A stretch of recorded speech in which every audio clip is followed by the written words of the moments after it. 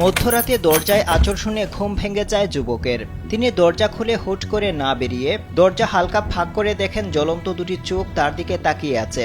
তার বুঝতে অসুবিধা হয়নি যে বাইরে বাঘ দাঁড়িয়ে আছে। যুবকের সঙ্গে বাঘের চোখাচোখি হতেই তিনি আঁতকে ওঠেন। বাঘ ঝাঁপিয়ে পড়ার আগেই দরজা বন্ধ করে দেন। বাঘটি ছিল রয়্যাল বেঙ্গল টাইগার। ইতিমধ্যে এই ভিডিও সামাজিক যোগাযোগ মাধ্যমে ভাইরাল হয়েছে। ভিডিও দেখে অনেকেই উদ্বেগ প্রকাশ করেছেন।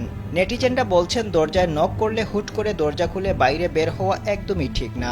বিশেষ করে রাতের বেলা বেশি সতর্ক থাকতে হবে, তা না হলে কোনো কিছু বুঝে ওঠার আগেই ক্ষতি হয়ে যেতে পারে। একজন ইন্টারনেট ব্যবহারকারী লিখেছেন, কল্পনা করুন দরজা বন্ধ করার আগেই যদি বাঘটি ওই তরুণের উপর ঝাঁপিয়ে পড়তো, কিংবা ওই তরুণ হুট করে বাইরে বের হয়ে পড়লে তার অনেক বড় সর্বনাশ হয়ে যেত।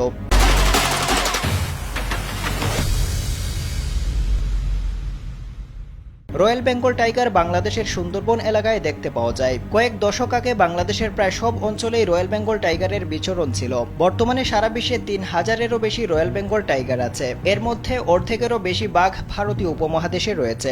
বাংলাদেশ ছাড়াও এদের বিচরণ রয়েছে ভারত, নেপাল এবং ভুটানে।